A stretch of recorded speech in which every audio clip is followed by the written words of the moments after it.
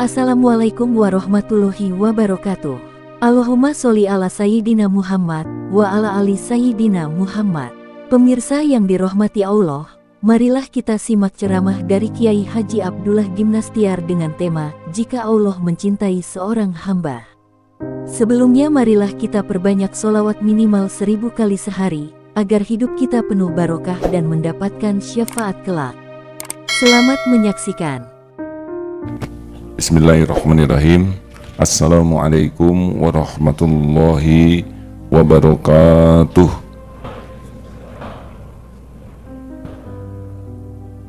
Innal hamdalillah nahmaduhu wa nasta'inuhu wa nastaghfiruh wa na'udzu billahi min shururi anfusina wa min sayyiati a'malina may yahdihillahu fala mudhillalah wa may yudlil fala hadiyalah. Allahumma shalli ala sayyidina Muhammad wa ala alihi wa ashabihi ajma'in. Kita simak kajian nomor 76. Bismillahirrahmanirrahim. Min jahlil murid ayyusi al-adab fatu'akhar al-uqubatul anhu fayaqulu law kana hadha su'al adab laquti'al amdadu wa ujabal ibad faqad yuqta'ul madadu anhu min haitsu la yash'uru walau lam yakun illa man'ul mazid وقد يقوم مقام العبد وهو لا يدري ولو لم يكن إلا أن يخليك وما تريد. Setengah dari tanda kebodohan murid jika ia berbuat salah lalu ditangguhkan hukumannya. Lalu ia berkata, andai kata termasuk dosa tentu sudah diputuskan bantuan dan sudah dijauhkan. Ingatlah ada kalanya telah diputuskan bantuan atau karunia dengan jalan yang ia tidak merasa, meskipun hanya berupa tidak ada tambahan baru. Dan ada kalanya pula ia dijauhkan padahal ia tidak mengetahui, meskipun jauh itu hanya berupa membiarkan engkau menurutkan hawa nafsumu. Jadi seseorang yang ingin dekat dengan Allah, iman naik turun. Kadang dia berbuat maksiat, tapi dia merasa kalau Allah tidak suka pasti saya ditegur. Jadi dia tidak merasa bahwa andai kata termasuk dosa, tentu Allah akan mencabut karunia-Nya. Padahal tidak bertambah jadi lebih baik saja itu sudah merupakan teguran. Harusnya kan meningkat terus. Nikmatnya ngaji, nikmatnya tahajud, nikmatnya sedekah. Nah, tidak ada peningkatan ini pun sudah merupakan teguran. Kalau kita berbuat maksiat tidak meningkat. Dan yang lebih repot lagi, dicabut nikmatnya sholat, nikmatnya zikir, nikmatnya ngaji yang biasanya lancar jadi berat, yang ke masjid biasanya di saf yang pertama jadi senangnya saf belakang, nanti jadi datangnya terlambat ke masjid. Ini sudah merupakan pencabutan karunia yang sebetulnya merupakan sesuatu yang harus kita cemaskan, karena makin lama dicabut. Makanya Rasulullah selalu berdoa, ya muqallibal qulub Sabbit qalbi ala dinik. Ini doa yang paling sering dibacakan Rasulullah SAW. Wahai yang membulak-balik hati, tetapkan hati ini dalam agamamu. Karena kalau tidak dicabut, itu iman turun naik, hadirin. Jangan GR kalau kita berbuat dosa tapi tidak ada peringatan dari Allah. Padahal tidak ningkatnya amal aja sudah peringatan. Kalau kita ingin tahu siapa orang yang disukai Allah, itu ada 3 cirinya. 1, dia diberi kemudahan untuk bisa ibadah, melakukan amal yang Allah sukai walaupun dia tidak begitu berniat. Baca Quran salah, duduk di sebelah ada yang membantu mengoreksi. Dia malas tahajud, bangun jam 3 dan tidak bisa tidur lagi. Mau makan, ternyata ketemu teman-teman yang saum, jadi ke bawah saum. Ada orang yang tidak begitu berniat, tetapi kondisi itu terkondisikan untuk taat. Ini ciri-ciri ini. Jadi digiring oleh Allah tuh untuk bisa sholat tepat waktu, berjamaah di masjid, untuk bisa senang dengan Quran, untuk bisa senang dengan Rasulullah SAW, untuk bisa taubat. Ada aja jalannya, yang padahal dia sendiri tidak berniat. Mungkin di antara yang hadir ini juga ada nih yang memang tidak niat ke pengajian, tapi diajak oleh teman, dipaksa, udahlah tunggu sebentar. di luar hujan, dengerin aja ceramah, duduk aja di sini. Nah, ini adalah salah satu karunia ketika seseorang dikondisikan oleh Allah untuk bisa taat, padahal dia tidak punya maksud untuk taat. Yang kedua adalah digagalkan oleh Allah kalau dia berusaha maksiat. Pengen nonton sepak bola, ketiduran. Pengen ya jatuh cinta, suka ke seseorang, ternyata seseorang itu nggak suka sama dia. Mau janji ketemu, ternyata ketemu dengan neneknya. Mau maksiat mata, gagal. Mau buka HP, ada yang nggak bagus, kecemplung HP-nya. Kalau kita digagalkan dalam maksiat, itu pertolongan Allah. Mau ngebohong, lupa bohongnya. Mau nyontek, ketinggalan contekannya. Kalau orang diberikan kesulitan oleh Allah berbuat dosa, itu ciri-ciri itu. Makanya yang ditolak dan diputuskan oleh seseorang yang dicintainya tuh boleh jadi salah satu bentuk karunia. Jomblo itu bukan berarti kehinaan. Siapa tahu jomblo itu merupakan perlindungan dari Allah. Karena yang tidak jomblo, yang punya pacar, malah dosa. Jadi kalau kita mau berbuat dosa dan terhalang, gagal, itu merupakan karunia. Keinginan yang tidak terkabul, itu juga bisa merupakan karunia. Kalau keinginan itu hanya akan nambah jauh dari Allah. Kita mau dapat hadiah, tapi tidak jadi. Boleh jadi hadiah ini yang akan membuat ujub, ria, takabur. Mau jadi juara berkuda atau juara memanah, meleset yang terakhir padahal nilainya sudah bagus, padahal sudah membidik semaksimal mungkin. Kenapa tidak jadi juara? Boleh jadi ini pertolongan Allah, karena kalau jadi juara akan ada ujub, ada sombong, ada ria, ada dengki. Muazin suaranya merdu, menjelang azan mau ke toilet, diganti oleh yang lain azannya. Karena Allah tahu niatnya tidak ikhlas, ada calon mertua, digagalkan aja dengan ke toilet ya. Jadi kegagalan beramal ini, kegagalan berbuat dosa ini merupakan salah satu indikasi orang itu disukai Allah. Dan yang ketiga, akan selalu terbuka baginya hajat, ada aja urusan, keinginan, masalah yang membuat dirinya tuh ke Allah tuh selalu menghibah. Jadi ada saja urusan yang membuat dirinya dengan Allah tuh tidak bisa jauh. Urusan anak, urusan suami, urusan istri, urusan keuangan, yang membuat dirinya tuh tidak bisa lepas untuk berhajat kepada Allah terus-terusan. Ada yang bikin tegang jadi doa, ada yang bikin cemas jadi bergantung ke Allah. Ada kejadian-kejadian yang membuat dia selalu terkait ke Allah. Ini merupakan ciri-ciri. Karena ada orang yang diberikan lancar. Ya, contoh yang sering diungkapkan, kalau pesawat goncang,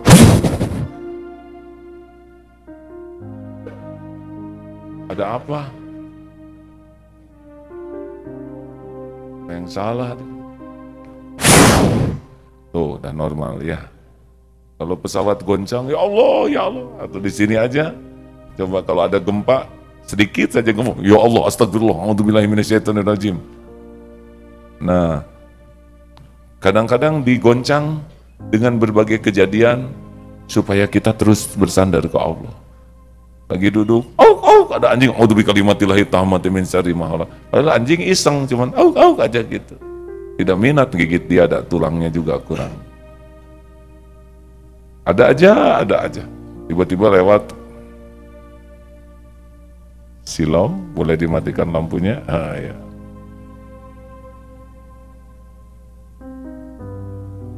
Ya begitulah. Nah, ciri orang yang rada jauh dari Allah, sebaliknya. Mau berbuat taat susah. Mau tahajud susah. Mau ke masjid susah. Ada aja urusan halangan yang membuat tidak jadi ke masjid. Mau sholat tepat waktu susah. Mau ngaji susah. Mau sedekah ada aja keperluan gak bisa sedekah lagi.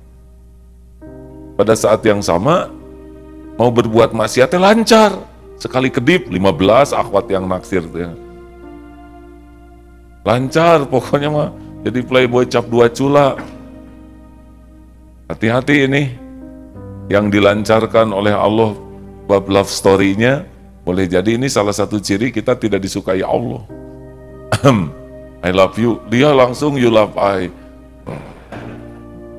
Hampir di tiap pengkolan, di tiap belokan banyak yang menaksir. Dan dia habis waktunya untuk maintenance yang 15 itu. Tidak ada waktu untuk mendekat ke Allah. Tidur juga pulas, bangun jam 6. Susah sholat subuh ini. Tapi kalau mau nonton yang tidak ada manfaatnya lancar, tidak ada hambatan. Korupsi juga, mau korupsi 2 miliar, dapatnya 20 miliar. Orang-orang yang dilancarkan maksiat itu ciri-ciri orang yang tidak disukai Allah. Dan yang ketiga, yaitu tidak ada keperluan ke Allah tuh. Kadang-kadang urusannya serba lancar, serba cukup, tidak ada, jadi ke Allahnya tuh tidak ada aja gantungan bersandarnya tuh. Jadi hati-hati nih, banyak yang anggap ujian itu kepahitan. Padahal kelapangan, kemulusan yang tidak membuat bersyukur, itu merupakan bagian daripada ujian berat juga. Nah begitulah, pada mikir sekarang ya, kita senang lancar, boleh ingin lancar bagus, tapi syukur. Jadi yakin kelancaran ini karunia Allah. Jangan sampai lancar itu melupakan ke Allah. Harus yakin, mudah, lapang, lancar, serba enak, itu merupakan ujian juga dari Allah Subhanahu wa Ta'ala. Apakah kita memang bersyukur atau tidak? Kalau jadi syukur, alhamdulillah. Ya begitulah hadirin, makanya waspada. Waspada kalau kita berbuat dosa itu bagus sih kalau banyak kegagalan dalam dosanya. Makin banyak kegagalan dalam dosa, itu merupakan ciri orang yang disukai Allah. Kalau lancar, tiap mau berbuat maksiat lancar, ciri-ciri orang yang tidak disukai Allah. Baik, ada pertanyaan silakan. Mana coba MA Al-Islamiyah Jakarta, Cung. Ayo, jangan suka lihat kiri kanan, kan bawa tangan masing-masing. Terima kasih. Pengajian Al-Bayyinah Slawi, Tegal. Alhamdulillah. Matur suwun. Wah. Terima kasih. Ya, kita diskusi. Ada pertanyaan? Ada yang mau didiskusikan? Silakan. Ya. Terima kasih ya. Nama saya Awan A dari Jogja. Pertanyaannya yang tentang itu A, masalah yang 5 tingkatan sholat tadi ya. Oh ini yang pagi. Iya, tapi boleh A ya. Boleh. Ada kaitannya. Ini masuk kategori mana A? Kalau orang yang sholat dia bisa nangis gitu, tapi nangisnya karena utang A. Ya, nangisnya karena jomblo misalnya. Nah itu kira-kira gimana A? Ini kategorinya mana? Ini karena dia bawa masalah ini gitu, tapi dia bisa khusyuk juga. Mangga. Ya, ada nangisnya menangisi masalah, berarti tidak ingat Allah. Ada nangisnya menangisi dosa pengundang masalah. Jadi punya hutang itu harusnya tobat. Dosa apa yang membuat rezeki saya sempit sehingga saya jadi berhutang? Nah, harusnya yang ditangisin itu dosa pengundang masalahnya, bukan dosa masalahnya, bukan pada masalahnya.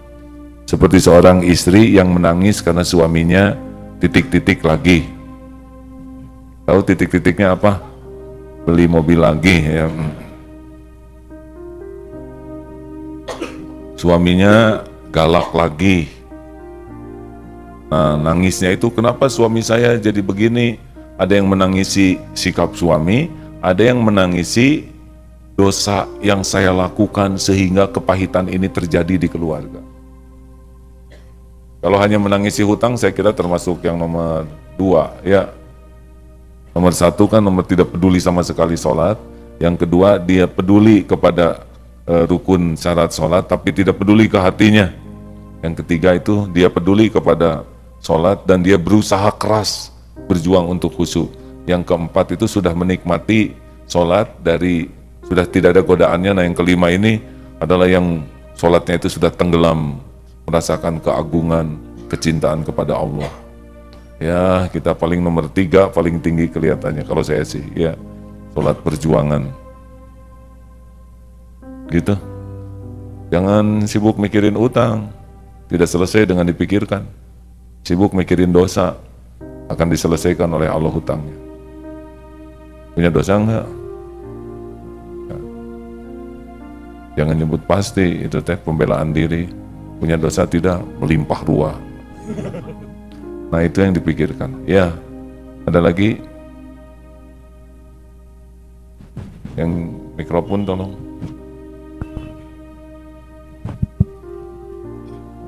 Assalamualaikum warahmatullahi wabarakatuh. Santri Irfan izin bertanya, macam mana dalam semua perbuatan dan ibadah untuk menjadi ikhlas dan tidak ujub dan tidak riak? Macam-macam ya. Malaysia ini tuh ya? Siapa? Iya. Ya, siap. Ada Malaysia lelakinya nih, aduh lah. Malaysia akhwat langsung bergerak, ya, gembira. Kalau ditolak berarti karunia. Masih kecil akhwat. Apa pertanyaannya? Macam mana supaya tidak riya, begitu? Dalam setiap perbuatan dan ibadah. Ya, begini, pokoknya semua amalan penyakit hati itu timbul karena lupa kepada Allah. Kalau yakin terus Allah maha melihat, Allah maha mendengar, wa kafa billahi syahida, cukuplah Allah yang jadi saksi, itu lebih mudah mengendalikannya. Tapi karena lupa kepada Allah, maka jadi ingat kepada makhluk, makanya zikir terus. Sebetulnya yang menghafal Quran itu zikir, tapi yang membuat tidak bisa bagus itu niatnya, ya. Mau apa hafal Quran? Kalau menurut saya sih sederhanakan saja. Ingin setiap huruf itu membuat semakin dekat dengan Allah. Jadi semakin banyak membaca Quran, semakin dekat. Tidak usah pikirkan terlalu banyak, jadi hafiz atau tidak. Yang dipikirkan bagaimana setiap huruf yang dibaca, Allah ridho. Berarti tidak ada jalan lagi untuk dipuji orang. Ingin jadi hafiz Quran itu berpeluang riya juga ada. Berpeluang ujub juga ada. Berpeluang dengki ada. Kita ingin aja setiap huruf yang saya baca semakin membuat Allah suka kepada saya. Selesai. Jadi menghafal banyak semakin disukai Allah. Mim. Ayo. Tapi selalunya macam bangga gitu sama perbuatan diri sendiri. Itu karena lupa ke Allah, ya kan? Dan mudah bagi Allah mengambil semua kemampuan kita. Sudah hafal, Allah mau ambil, lupalah. Macam lupa gitu. Sudah lebih lancar bahasa Indonesianya, sudah berapa? Udah 2 tahunan. Oh, 2 tahun. Umur berapa sekarang? 15. Tuh, cocok tidak, An?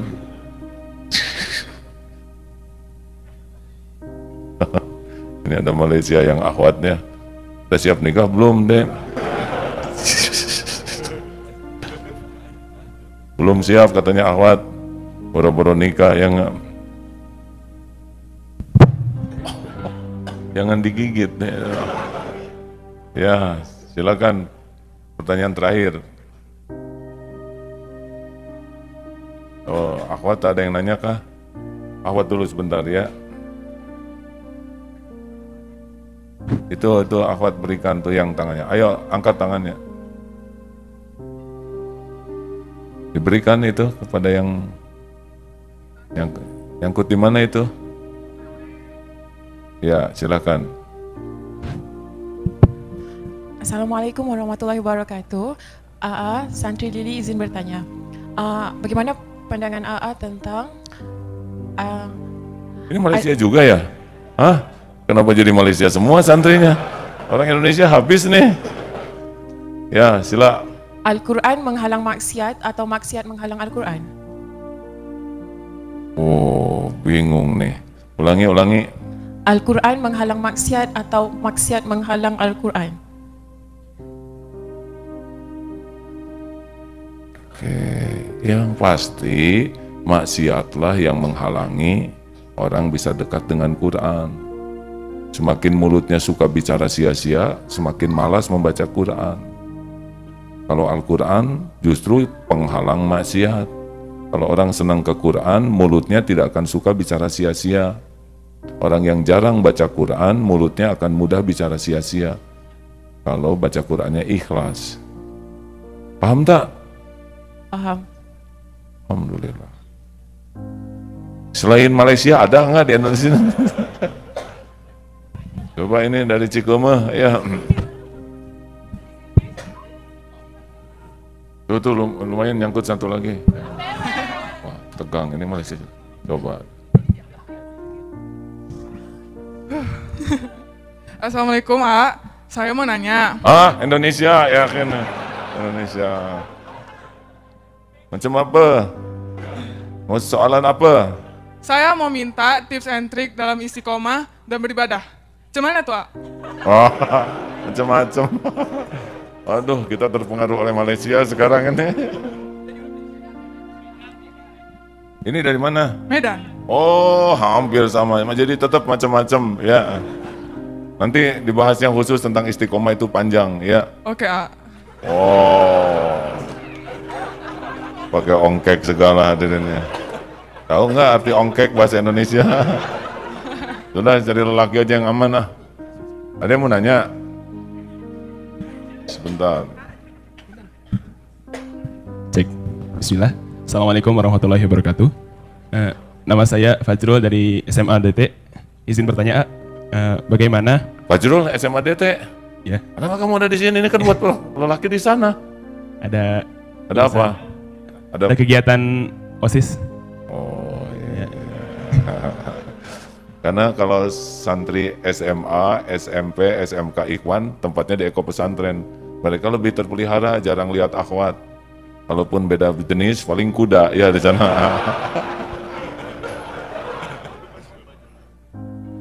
Ya, izin bertanya, kan kita diberi karunia oleh Allah Subhanahu Wa Taala. Nah, bagaimana cara membedakan karunia tersebut antara benar-benar karunia sama istidraj? Terima kasih. Karunia Allah yang asli itu dilengkapi dengan syukur. Jadi Allah ngasih minum dan hati kita ingat minum ini dari Allah, bertambah-tambah karunianya. Jadi karunia yang asli itu adalah yang kalau kita diberikan juga kelengkapannya itu syukur. Itu karunia yang besar. Kayak Ade sekolah di DT, itu disyukuri karena tidak mudah masuk sekolah di sini, benar? Tapi ada yang sekolah di sini tidak merasakan sebuah karunia. Padahal jelas banyak kemudahan untuk ibadah di sini. Nah, tapi kalau sudah diberikan di sini, diberikan rasa syukur, itu bertambah karunia. Terakhir, terakhir jadi banyak begini. Ade tanya yang sebelah aja lah, ya supaya itu tamu tuh satu. Ini dan belakang. Assalamualaikum, nama saya Haikal dari MA Al Islamiyah Jakarta. Mau nanya, bagaimana caranya jadi yang disayangi sama Allah Subhanahu Wa Taala? Ingin disayangi Allah, amalkan amalan-amalan yang disukai Allah. Kan Allahumma inni as'aluka ridhoka wal jannah. Ingin diridhoi Allah, ridho Allah di mana? Ridho Allah ada pada amal-amal yang disukai Allah. Innallaha yuhibbut tawwabin wa yuhibbul mutatahhirin. Allah mencintai orang yang tobat dan mensucikan diri. Cari, makin banyak kita tahu amal yang disukai Allah, kita disukai Allah kalau diamalkan. Ya. Jadi kuncinya ada harus belajar. Innallaha yuhibbul mutawakkilin. Allah sangat mencintai orang tawakal. Innallaha yuhibbul muhsinin. Allah sangat mencintai orang yang berbuat kebaikan. Gitu deh. Jadi cari tahu kalau ini sebuah amal disukai Allah, amalkan. Allah mencintai amalan yang utama sholat tepat pada waktu, amalkan. Bonus. Ya itu paling belakang tuh. Selesai sesudah ini ya. Ini dari anak hadirin, biasanya anak saya di situ. Kenapa jadi sepuh semua ya nggak? Ya silakan. Bismillahirrahmanirrahim. Assalamualaikum warahmatullahi wabarakatuh. izin bertanya, setiap muslim itu kan punya kewajiban untuk berdakwah. Nah, bagaimana ketika kami ingin berdakwah tapi merasa diri itu belum bisa jadi teladan?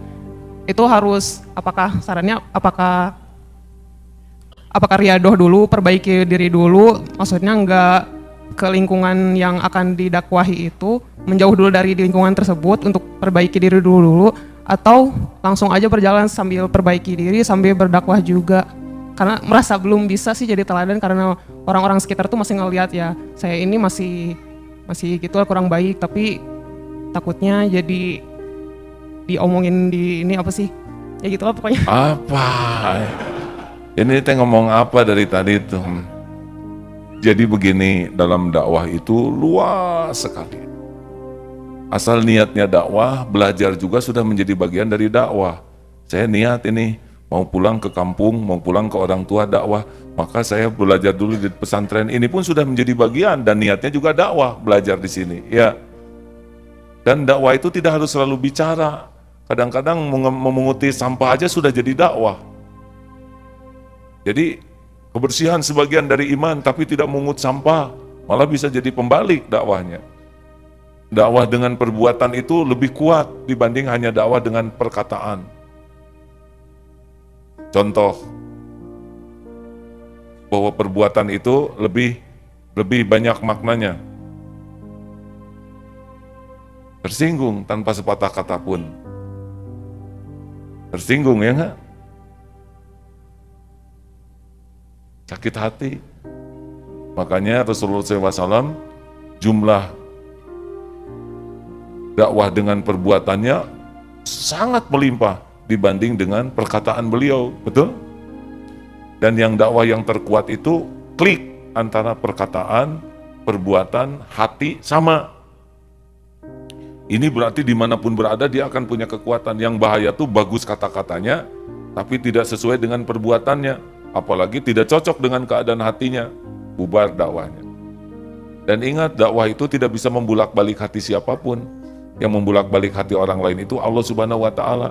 Jadi jangan takut dihina orang karena kita belum bisa bicara bagus ya. Boleh jadi dengan kesabaran kita pun sudah menjadi dakwah. Kita kena masalah tapi tidak berkeluh kesah, itu pun sudah menjadi dakwah. Banyak sekali medan dakwah itu. Tidak harus selalu mengandalkan